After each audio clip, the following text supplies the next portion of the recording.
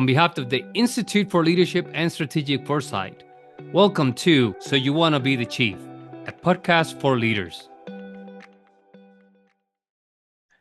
Well, I have one of my favorite retired chiefs. I like to say retired because once you're a chief, you're a chief. I keep telling people I'm not retired, I'm refired. I got more going on now than I ever did as a chief. At least then I could delegate. Now I got nobody to delegate. I got to do it. Yeah. But anyway, she is Amber Houghton from Florida somewhere on the beach, or I took her off the beach for a couple of minutes so that she could have this. We could have this discussion. How are you doing, Chief? My little sister, Chief, friend, buddy, all of that stuff. Amber, doing okay? I'm doing great. And thank you so much for having me back. I'm really Yeah. excited to be here. This is a topic that I'm very passionate about. So I look You forward to you, our you discussion. are. And for those who may have missed the last time you were here, it was last year sometime, but you were working with kids, helping them become mini leaders, whatever we call them. And I hope that's going well. And I may have told you that I used to work, somebody just recently told me they were working with kids. Oh, a new friend, a new buddy. Mhm. And I told him, I used to coach 8 and 9 year old kids, boys, basketball, and I loved it, man. I just loved it, but I had to quit because of the parents. The parents Yeah. were just jerks, and I could not handle the parents. Eventually, I couldn't take it, which is sad. But nonetheless, and I know you've already experienced that a few times, but you're tougher than I am, and you can handle it. You know, guys don't it doesn't bother us to be slapped by a girl. That's just so you know that. Okay. Another guy, Okay. we come to fisticuffs, but with a girl, oh, Yeah. what was that? Uh, anyway, I wanted to get you back on the show, Amber, because I've seen you on social media a couple of times, sharing your thoughts. And this is a profound thought, I think, that whether we're retired chiefs, whether we're chiefs, it doesn't matter.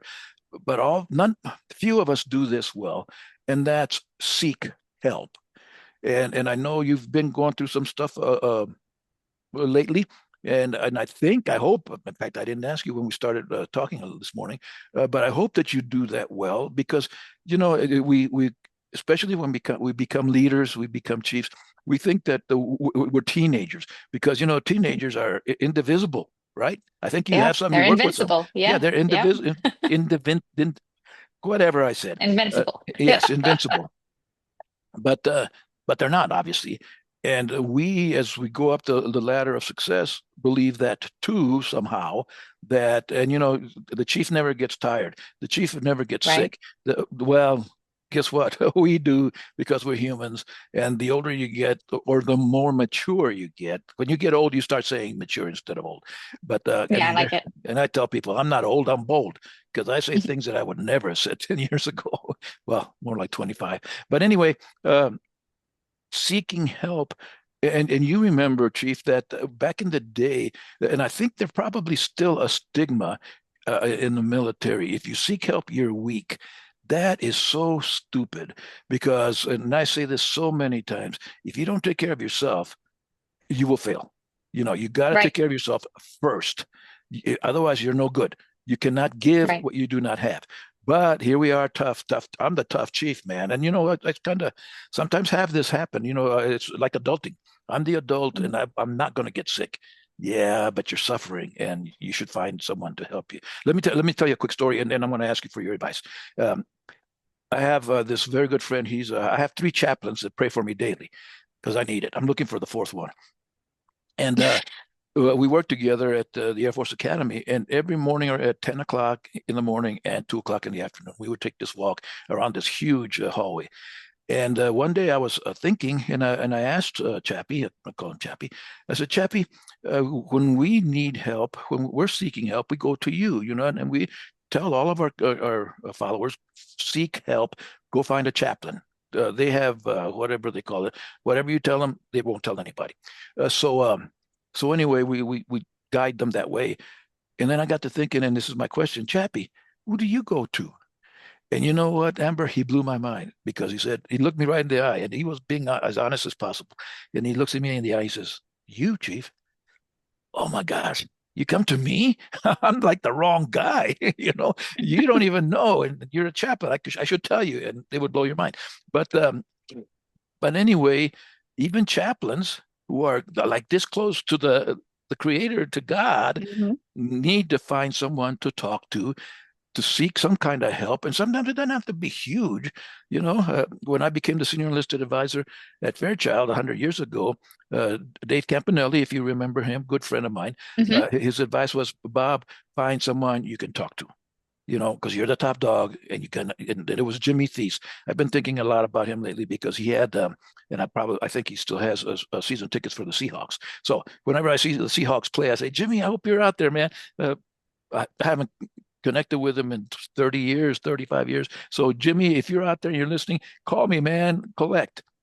Okay, Amber, you don't even know what that means. But anyway, I do know what collect means, oh, but it's okay.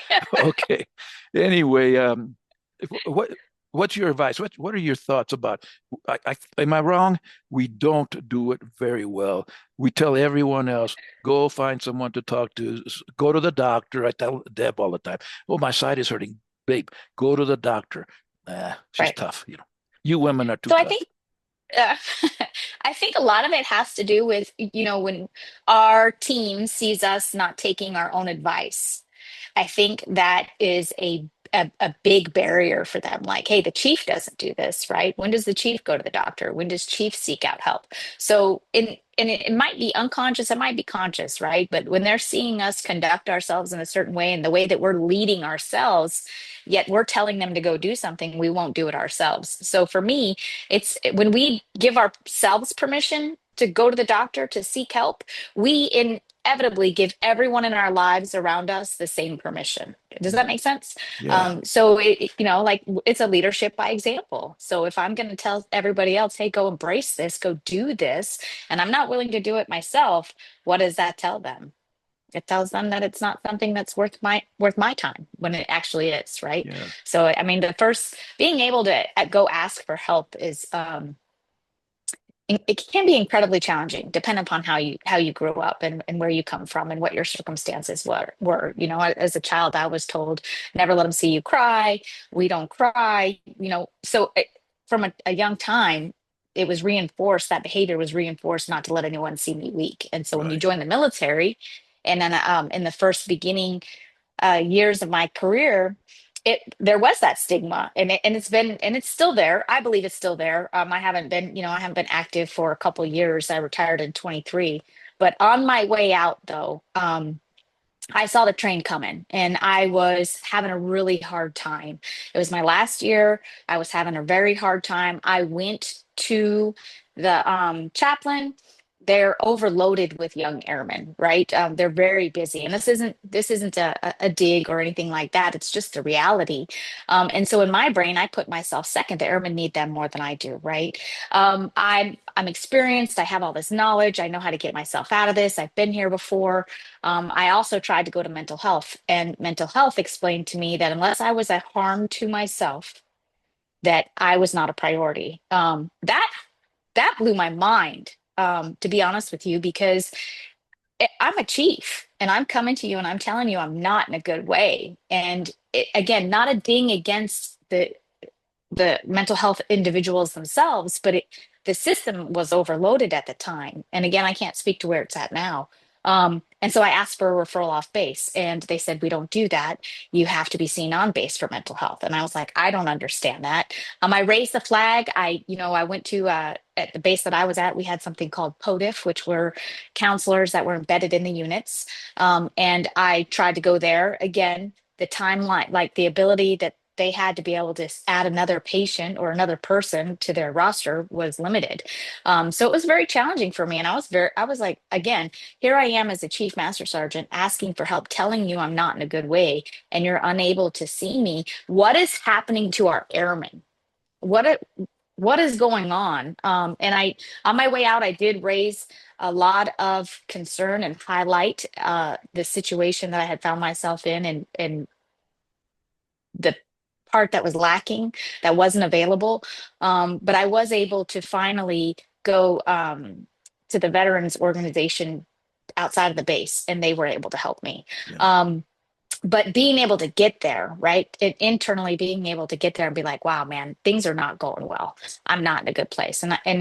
When we transition from the military, right, we are losing an entire identity that we built through the time we were 18 to however, depending upon how long you served, but those are very formative years. And so when we're transitioning out of the military into civilian life, it is a hard road, and nobody wants to talk about this, and that kind of confuses me a little bit, because I'm like, hey y'all, we're all going through the same suck right now. How can I help you? How can you help me? Like, even if it's just storytelling, venting, getting it off our chest, what can we do together to be able to overcome this?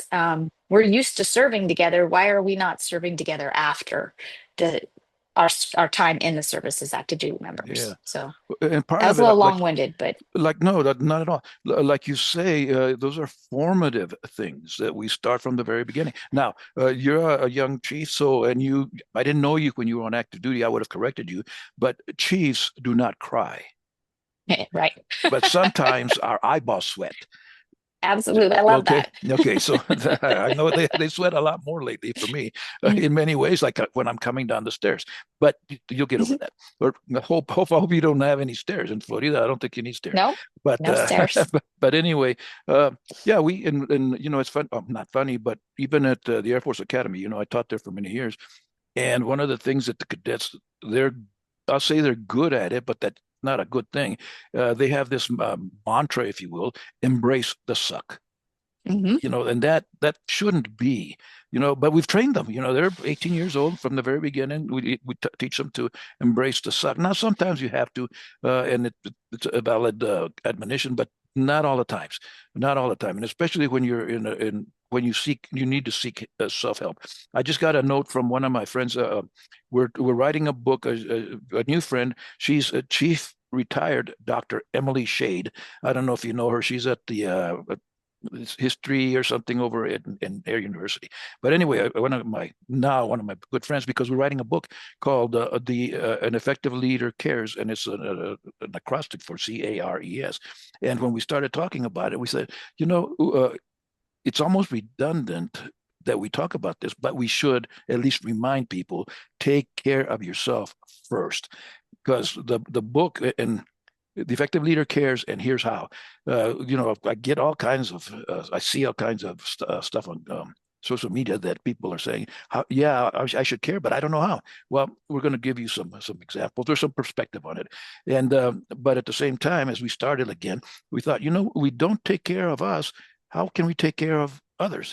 But we've been trained that, right? So, Hmm. in the Air Force, our core values, integrity, service, and excellence, we somehow have decided that service is more important than integrity. And it's not, because we tell people, you got to do it. You got to do it. Well, not really if you don't have the capacity, if you're not ready in a good way, like as the term that you use, because you won't be able to do it. You'll suck at it, and you'll hurt others. So, Hmm.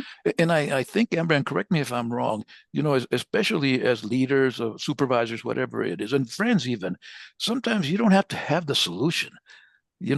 Sometimes we don't want to help others because I don't know what, I'm not trained to do. Okay, you don't need to. Sometimes you just got to listen, just sit there and listen. You don't have to do anything, but just sit there and listen, and maybe guide them to the chaplain, like they Hmm. don't have enough to do. But back in the day, I think a lot of my supervisors did listen. I have my first supervisor, Marv Smith, was a great listener. I don't know. He may have fallen asleep while I was talking with his eyes open. I don't know. But he was a really great listener. And a lot of times I didn't need him to fix anything. I just wanted to talk. Hey, this is where I'm at, and this is what's happening. So I think maybe as leaders, we got to be careful that we're not afraid to approach someone. And at the academy, I taught the freshmen, and I'd go up at 9 o'clock. I'd go to the library and find them, and I'd ask them, "How are you doing?" Their answer, because again, no kidding, they've been trained. They have 7 answers to anything, and one of them was outstanding, sir. So how are you doing? Outstanding, sir. Oh, shut up. Come on, really, how are you? And then it open up, and they tell me, Yep. Mom's sick, my brother, whatever, which was really affecting them, affecting their integrity, because integrity really is the key to that. To that term is wholeness. If you're hurting in any one of those, remember the resiliency, physical, emotional, spiritual, and Mm-hmm. mental. If you're if it's not in balance, you're hurting. You're not whole. You're not you. You got to work on that, and it's not 25% each, it adjusts all the time.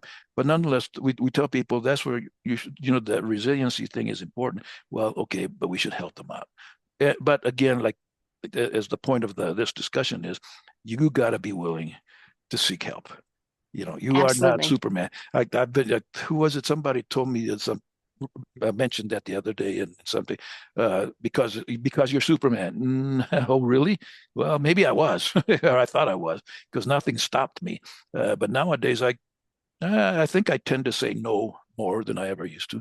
Right. Sometimes because I don't want to, that's the bold part. I'm not old. I'm bold. No, I ain't going to do that. But a lot of times it's I can't anymore.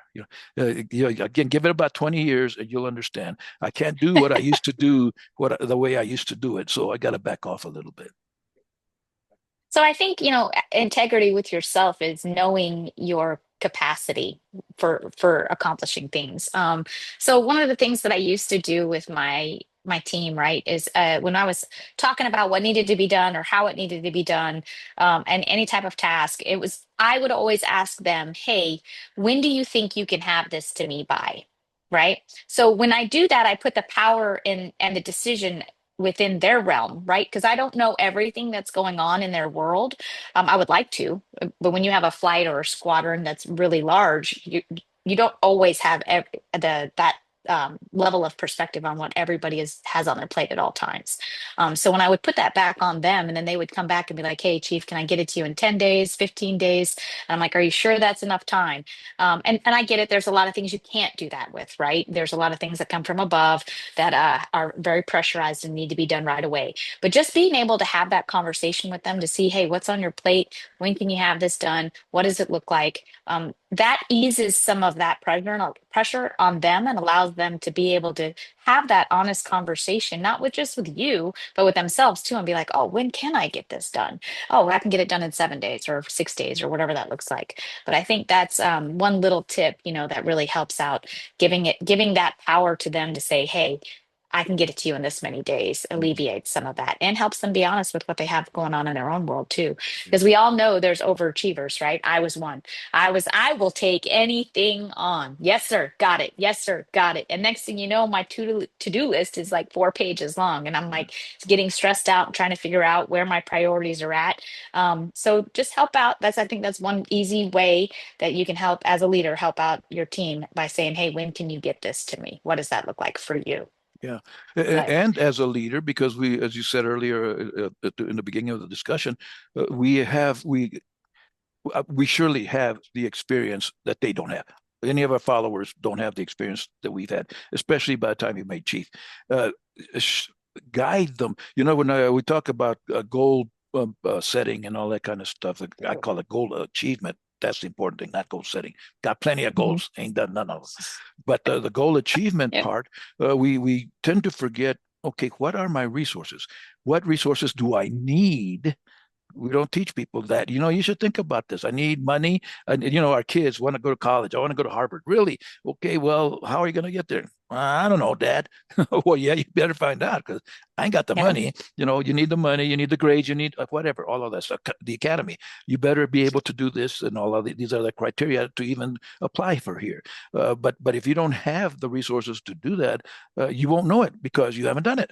And a lot of us Hmm. as leaders haven't done it either. So I need to find out what does my son or my daughter need to get there. But one of the resources I think we neglect, Amber, is ourselves. I'm here. Now we say that. I got your back. I'm here. But then we forget, and of course, we all got so much going on, so many things to do. You got to be aware of I think of your followers. Do they have the resources? And as they start going, but maybe I can help them a little bit by guiding them towards somebody else. There's so many Hmm. youngsters. I think a lot of middle tier, I'll say, folks who do know a lot of stuff, want to help, want to lead, but we don't give them the responsibility. We don't give them. We don't. I won't. I have my own perspective on empowering and empowerment, but we don't empower them to do those things. Hey, connect them. Johnny Yeah. over there, and I think as a chief, that's in the book. It's not about knowing everything; it's about knowing everyone. Johnny knows stuff that Sally needs to accomplish this. Let me connect them Yes. because they Yeah. can both that energy can create all kinds of power, and I don't have time for that, but they do, Yeah. and they can learn how to help each other. Well, I think a piece of that too, right, is so I realized as a younger chief that, hey, I may not be the chief for everyone. And that's okay, right? That is okay. Just because you're in my squadron or you're in my flight or my group, right, doesn't mean I have to be your chief. That's everybody has a different leadership style. Everybody does things a little bit differently, right? And if you resonate with a different chief, I need to humble myself and be in a place where I can hook you up with that chief and say, hey, I think you would be a great mentor for this individual. Mhm. It's not about, this is my airman. And I think sometimes we get a little stuck on that, like it hurts our feelings, right? Well, why can't you come to me? Why can't I be the chief that you need me to be? Like there's some reflection in that too. But I would encourage everyone, like, hey, if you've got an airman or a team member that isn't able to connect or resonate with you, it's not personal. Don't make it a personal battle. Find someone who does and connect them, just like you're saying, and let them go off and build each other up and help each other out. I think that was the first time it happened, it hurt my feelings. I was like, wow, really? I felt immediately not good enough. Like I'm not a good enough human. I'm not a good enough chief. I'm not like, where am I failing? And when we talk about taking care of ourselves, sometimes it's not about that. Sometimes it's just that I'm not the person or I'm not the chief for them and what they need to be successful or to be able to move forward.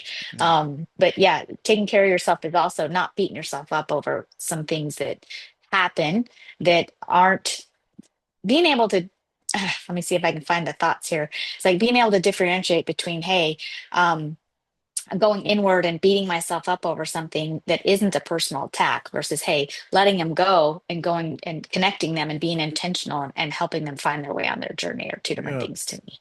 But Yeah. And I think we've been brainwashed, Amber, into thinking that the numbers are important. I have to lead 85 people. Okay, good luck with that. Mhm. And you ain't gonna do it. I always tell people that if you're going to be an effective leader, the number of people you should lead is four. Now, in my native culture, four is sacred. The number four is sacred. So that's one reason I say that. But if you can lead four people who lead four people, I mean, really, no kidding, lead four Yep. people who lead four people who lead four, your power, if you will, is increasing exponentially because all of these Mhm. people are helping each other. And eventually, I mean, and I don't want to sound egotistic, but so many times I see someone on LinkedIn or I connect with someone somewhere and they say, hey, I know you. Oh, really? Now, first thing is, it ain't old age. It's the altitude. No, it's old age. I don't know. I don't remember you. But that we've never met. Someone who knew someone, and they taught what I taught, and hence they give me credit for it, which I don't care about credit. I don't need that. But nonetheless, if when you get to that point where you take it personally, hey, I'm not leading enough people. Well, what's the right number? Four. That's the right number. If you do it the way I just told you and taught you, and I think that's a lot smarter, and then we can take care of ourselves better. And the Yeah. other part is, and it's in the book, you don't know everything. You will never know everything. Figure out who does know. And a lot of times, again, like being redundant now, but it's those airmen. I Hmm. remember some airmen, I can see them that helped me out so much. I had one that in the finance who helped me out on an what is it called? Inspection and an inspection. It's Hmm. ORI, that got All me an right. Yeah. outstanding on a budget that I had no, I don't do numbers, but this airman two striper did, and she helped me out and got me an outstanding. I said thank you, and then I helped get her promoted. But nonetheless, it's okay. It's okay. Don't take it personally. The part to take personally is and I think it's gratitude, Amber. It's so great, and especially now as I've gotten older, I have so many. I call them proteges. The Chiefs list just came out, and I always get four who call me, write me to whatever, and say, "Hey, Chief, I made it because of you." No, you didn't. You made it because of you. I was just Yeah. there. I was a catalyst. I was a guide, whatever. And I'm glad to help. And I will take credit for it, for your success. That's the way. That's what happens. But that's okay. That's okay. We can take credit for someone else's success, but it's really their success, and that's okay. Yeah. And I think the blessing is that I know those four individuals who will do what I just said. They are already affecting others. They already, I call that air power, HEIR power. And the more that happens, the better I feel, because, what legacy are we going to leave? I don't know. At least in my case, when they say, "Oh, Chief Vasquez, the ruggedly handsome chief," yeah, the ruggedly handsome chief. Okay, I can't help you with that one, okay, Amber, and you don't want help for that. But That's okay. that's the legacy, that your name is still there, and people, even though they didn't know you, you shared stuff with them, and that's all there is to leading. Yeah. If you want money for it or whatever, fine, go. But that's not really leading. That's probably managing, if that.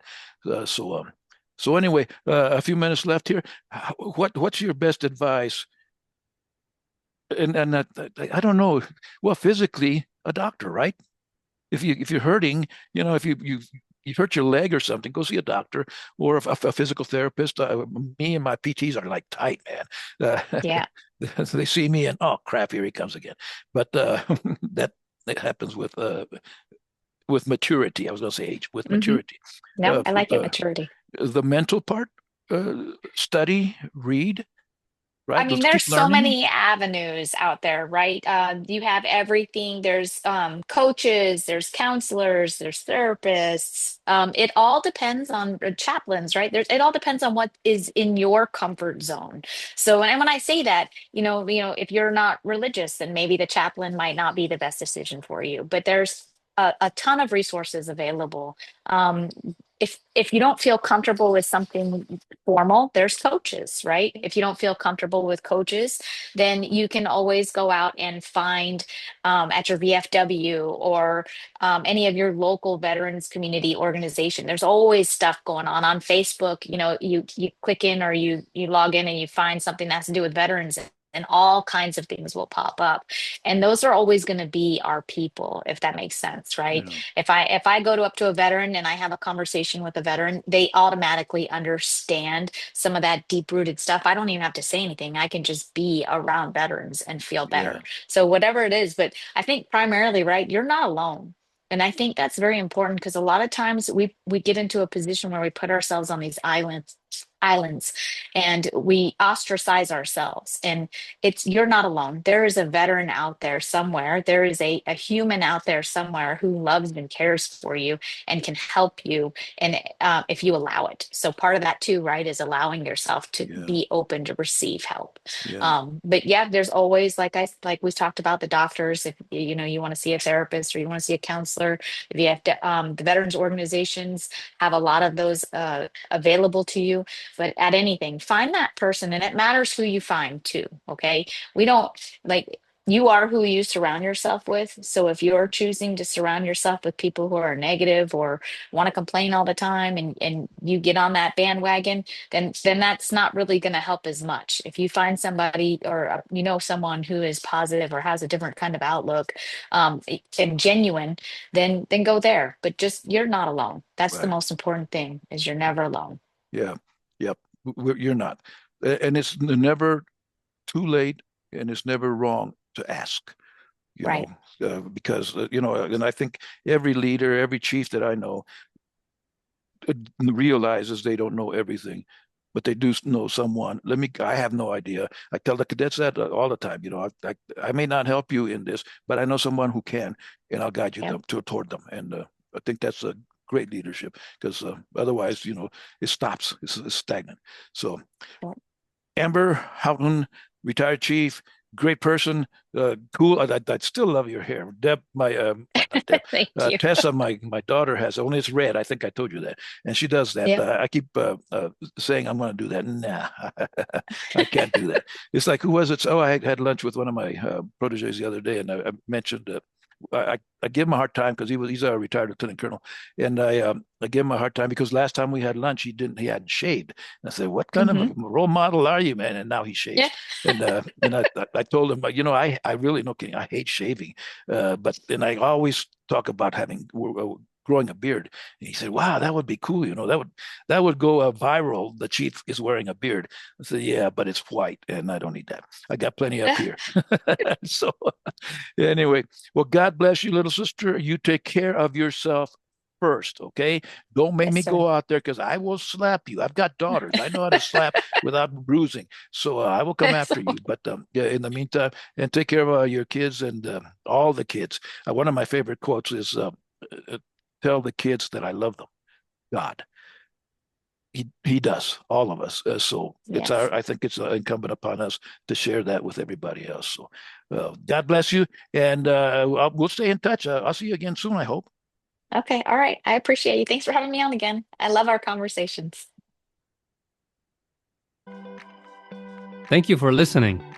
We hope that you've gained something from this episode that will empower you to become a more effective leader. If you'd like to connect with us, please do so via our website at leadershipandforesight.org. The book So You Want to Be the Chief is available on Amazon.com and on Apple Books. This podcast is powered by the Institute for Leadership and Strategic Foresight.